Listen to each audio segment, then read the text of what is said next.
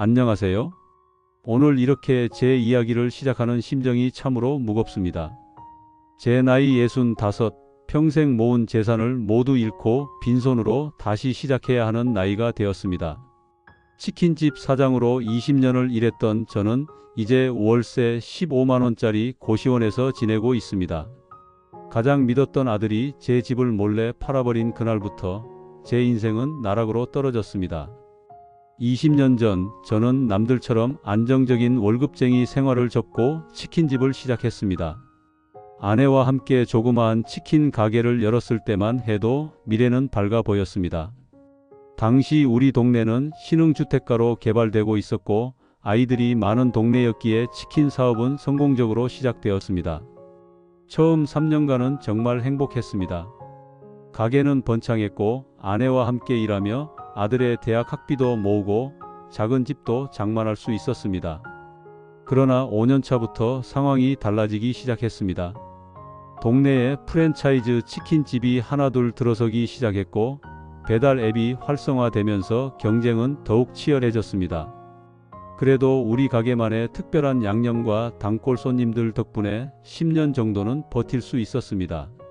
하지만 15년 차에 들어서며 매출은 확연히 줄어들었고 임대료는 계속해서 올랐습니다. 그 즈음 아내가 갑작스러운 병으로 세상을 떠났습니다. 아내의 병원비로 저축해둔 돈의 상당 부분을 썼고 홀로 남은 저는 가게와 집을 오가며 힘겹게 살아갔습니다. 아들은 대학을 졸업하고 직장을 다니고 있었지만 자신의 생활로 바빠 자주 찾아오지 못했습니다. 그래도 가끔 전화로 안부를 묻는 아들의 목소리가 저에게는 큰 위로가 되었습니다. 코로나 시기가 찾아왔을 때 상황은 최악이 되었습니다. 사회적 거리두기로 인해 매장 영업은 사실상 중단되었고 배달만으로는 임대료도 감당하기 어려웠습니다. 결국 20년 동안 지켜온 치킨집의 문을 닫을 수밖에 없었습니다. 폐업 과정에서 위약금과 각종 정리 비용으로 남은 저축마저 대부분 소진되었습니다. 그때 아들이 제안했습니다. 아버지, 제가 일자리를 알아봐 드릴게요. 그동안 집은 제가 관리할게요. 당시 저는 심신이 지쳐 있었고 새로운 일자리를 찾기 위해 지방으로 내려가야 했기에 아들의 제안을 감사히 받아들였습니다. 집 열쇠와 등기부등본, 인감도장까지 아들에게 맡기고 지방으로 내려갔습니다. 그곳에서 지인의 소개로 작은 공장에서 일을 시작했습니다. 6개월 정도 지방에서 일하며 약간의 돈을 모았을 때 갑자기 아들과 연락이 잘 되지 않기 시작했습니다. 전화를 해도 바쁘다며 짧게 통화를 끝내거나 아예 받지 않는 경우가 많아졌습니다. 걱정이 된 저는 결국 서울로 올라오기로 결정했습니다. 서울에 도착해 집으로 향했을 때 저는 충격적인 현실과 마주하게 되었습니다. 제 집 현관문 앞에는 낯선 이름의 명패가 걸려 있었고 문을 두드리자 전혀 모르는 사람이 나왔습니다. 혼란스러워하는 저에게 그들은 3개월 전에 이 집을 정식으로 구매했다고 말했습니다. 믿을 수 없는 현실에 망연자실한 채 저는 아들에게 연락을 시도했지만 전화는 계속 연결되지 않았습니다. 결국 법무사 사무소를 찾아가 확인해 보니 제 집은 4개월 전에 매매되었고 등기부상 명의 이전도 완료된 상태였습니다. 아들이 제 인감과 등기부등본을 이용해 집을 몰래 팔아버린 것입니다. 집 가격의 상당 부분은 아들 명의의 계좌로 입금되었고 이미 그 돈은 인출되어 사용된 후였습니다. 경찰에 신고를 하고 법적 절차를 밟기 시작했지만 과정은 복잡하고 힘들었습니다. 아들은 결국 해외로 도피한 상태였고 제가 자발적으로 서류와 도장을 건넸기 때문에 사기 입증이 쉽지 않다는 변호사의 말에 더욱 절망했습니다. 갑자기 집을 잃고 돌아갈 곳이 없어진 저는 지인의 도움으로 고시원에 머물게 되었습니다. 20년간 치킨집을 운영하며 번 돈으로 장만한 집, 그리고 남은 저축마저 아들에게 빼앗긴 상황에서 새로운 시작을 해야 했습니다. 처음에는 분노와 배신감에 잠을 이룰 수 없었습니다. 가장 믿었던 아들이 제가 어려울 때 등을 돌리는 것을 넘어 재산까지 가로챈 현실이 도저히 받아들여지지 않았습니다. 왜 아들이 그런 선택을 했는지 어디서부터 잘못된 것인지 밤마다 생각하며 괴로워했습니다. 시간이 지나 알게 된 사실은 아들이 주식과 가상화폐 투자에 빠져 큰 빚을 지게 되었다는 것이었습니다. 제 집을 팔아 그 빚을 갚고 남은 돈으로 해외로 도피한 것이었습니다. 아들의 지인을 통해 이러한 사실을 알게 되었을 때 분노보다는 깊은 슬픔이 밀려왔습니다. 제가 그토록 사랑하고 위해 모든 것을 바쳤던 아들이 어떻게 이런 선택을 할 수 있었는지 이해할 수 없었습니다.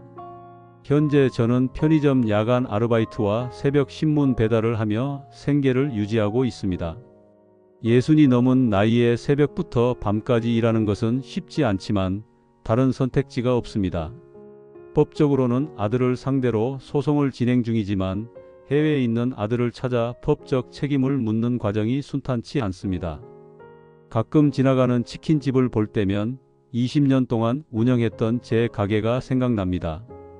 아내와 함께 늦은 밤까지 치킨을 튀기며 웃던 날들, 단골 손님들과 정을 나누던 순간들, 그리고 어린 아들이 가게에서 숙제를 하던 모습까지.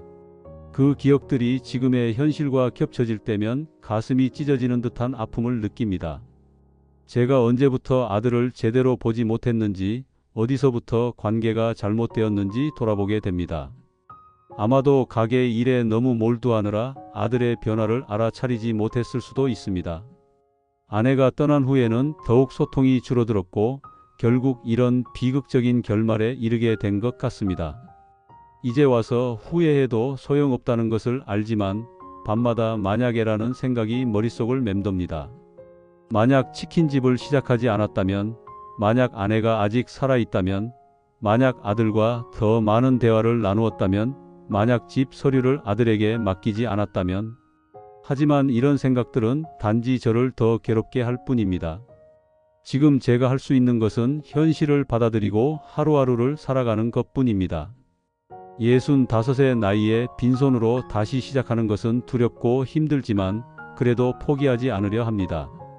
작은 고시원에서 시작해 언젠가는 다시 제 집을 마련하는 꿈을 꾸며 살아갑니다. 법적으로는 계속해서 싸우고 있지만 사실 제 마음 한편으로는 아들이 돌아오기를 바라는 마음도 있습니다. 아무리 큰 잘못을 저질렀다 해도 그는 여전히 제 아들이기 때문입니다.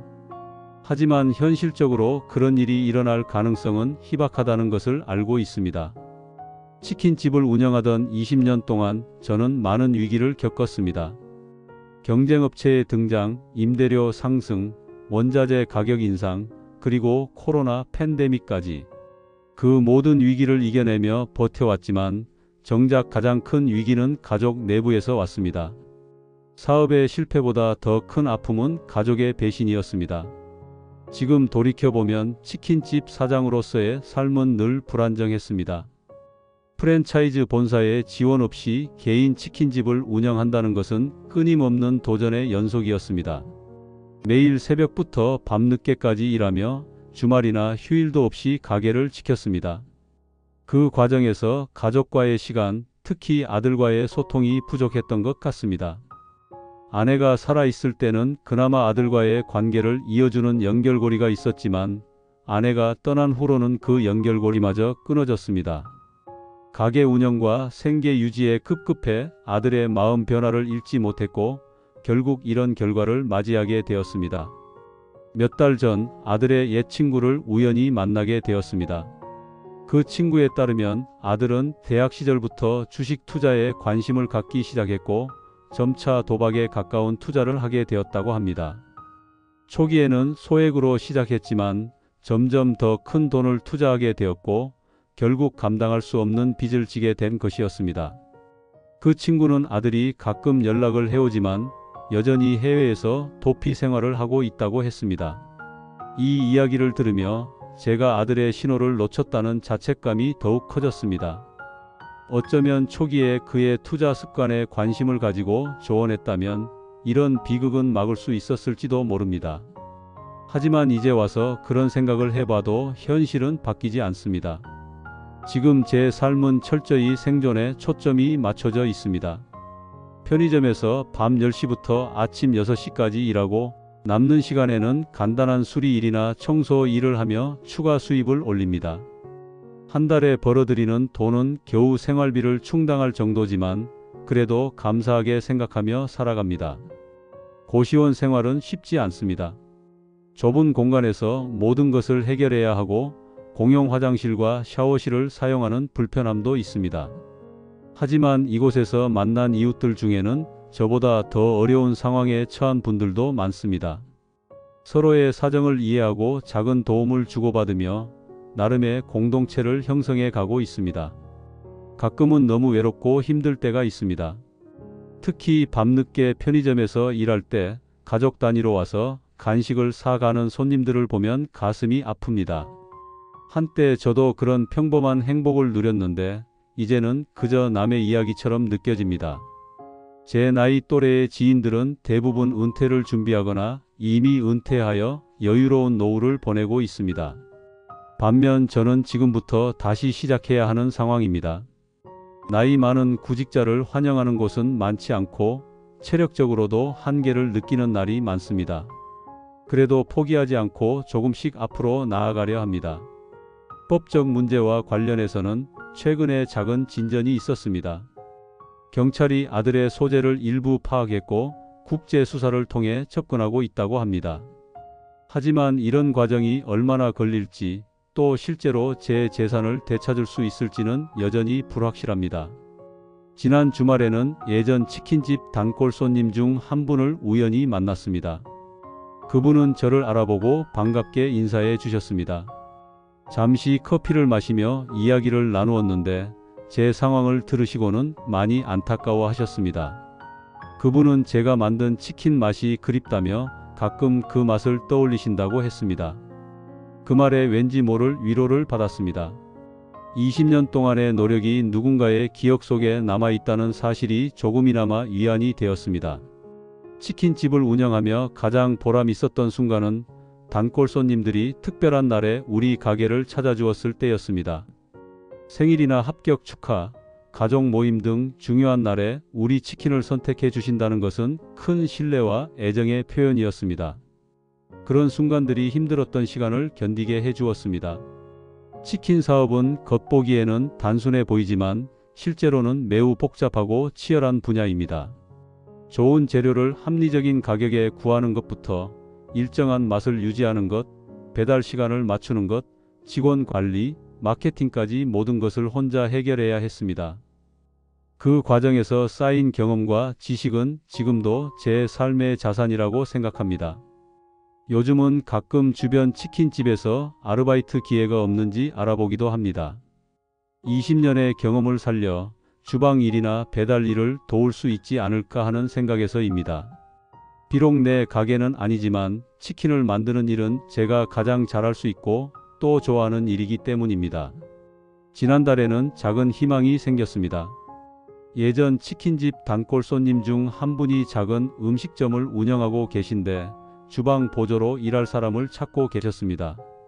제 이야기를 들으시고는 일주일에 3일 오후 시간대에 일할 기회를 주셨습니다.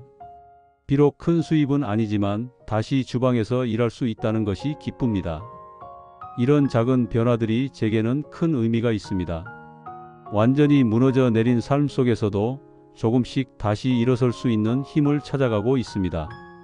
물론 아직도 밤에는 악몽을 꾸기도 하고 문득문득 찾아오는 절망감에 숨이 막힐 때도 있습니다. 하지만 그래도 하루하루를 살아가는 의미를 찾으려 노력합니다. 치킨집 사장으로 20년을 살아온 저에게 사업 실패는 큰 충격이었습니다. 하지만 그보다 더 큰 충격은 가족의 배신이었습니다. 제가 평생 일궈온 모든 것을 하루아침에 잃게 된 그 순간 세상이 무너지는 듯 했습니다. 그러나 이제는 그 무너진 자리에서 다시 한 걸음씩 나아가려 합니다. 65의 나이에 모든 것을 잃고 다시 시작하는 것은 분명 쉽지 않습니다. 하지만 살아있는 한 포기할 수는 없습니다. 언젠가는 작은 방이라도 제 이름으로 된 집을 다시 마련하고 안정된 노후를 준비하는 것이 지금의 목표입니다. 비록 그 과정이 길고 힘들겠지만 한 걸음씩 나아가다 보면 언젠가는 도달할 수 있을 것이라 믿습니다. 치킨집을 운영하며 배운 가장 큰 교훈은 인내심과 적응력입니다. 20년 동안 수많은 위기와 변화를 겪으며 인내하고 적응하는 법을 배웠습니다. 그 교훈이 지금의 힘든 상황에서도 저를 지탱해주고 있습니다. 가끔은 아들을 원망하는 마음이 들기도 합니다. 그렇게 키운 것이 아닌데 어디서부터 잘못된 것인지 이해할 수 없습니다.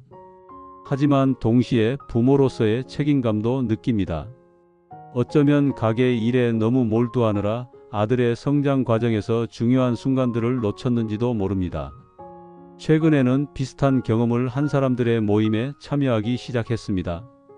자녀나 가족에게 재산을 빼앗긴 노인들의 모임인데 생각보다 많은 분들이 비슷한 아픔을 겪고 있다는 사실에 놀랐습니다. 그곳에서 서로의 이야기를 나누고 법적 조언도 공유하며 작은 위로를 얻고 있습니다. 이제 저는 과거보다 현재와 미래에 집중하려고 합니다. 잃어버린 것들을 되찾기 위한 법적 노력은 계속하되 일상에서는 새로운 삶을 구축해 나가는 데 에너지를 쏟고 있습니다. 예전처럼 큰 꿈을 꾸지는 않지만 소소한 행복을 찾아가는 과정에서 의미를 발견하려 합니다. 고시원 생활을 시작한 지 이제 6개월이 되어갑니다. 처음에는 적응하기 힘들었지만 이제는 이곳에서의 삶에도 나름의 리듬을 찾았습니다. 좁은 공간이지만 깨끗하게 정리하고 작은 화분도 들여놓았습니다. 저녁이면 간단한 요리를 해먹고 휴일에는 근처 공원을 산책하며 마음의 여유를 찾습니다. 최근에는 작은 노트북을 구입해 인터넷 강의를 듣기 시작했습니다. 디지털 기기 사용법부터 기본적인 회계 지식까지 앞으로의 일자리에 도움이 될 만한 것들을 배우고 있습니다. 늦은 나이에 새로운 것을 배우는 것이 쉽지는 않지만 그래도 도전하는 과정에서 삶의 활력을 찾고 있습니다. 치킨집을 운영하던 시절 저는 항상 바쁘다는 핑계로 새로운 것을 배우거나 취미를 가질 시간이 없다고 생각했습니다. 하지만 지금은 오히려 그때보다 더 바쁜 일정 속에서도 배움의 즐거움을 알아가고 있습니다. 역설적이게도 모든 것을 잃은 후에야 진정으로 중요한 것들을 깨닫게 된 것 같습니다. 인생은 예상치 못한 방향으로 흘러가기도 하지만 그 속에서도 다시 일어설 수 있는 힘을 찾을 수 있다고 믿습니다. 60이 넘은 나이에 빈손으로 다시 시작하는 것은 분명 두렵고 힘들지만 그래도 한 걸음씩 나아가다 보면 새로운 희망을 발견할 수 있을 것입니다. 오늘도 저는 고시원을 나서 일터로 향합니다. 편의점에서 밤새 일하는 힘든 일상이지만 그 속에서도 작은 희망의 불씨를 지켜나가려 합니다. 언젠가는 다시 안정된 삶을 찾을 수 있기를, 그리고 어쩌면 아들과도 화해할 수 있기를 바라며 오늘 하루도 최선을 다할 것입니다. 감사합니다.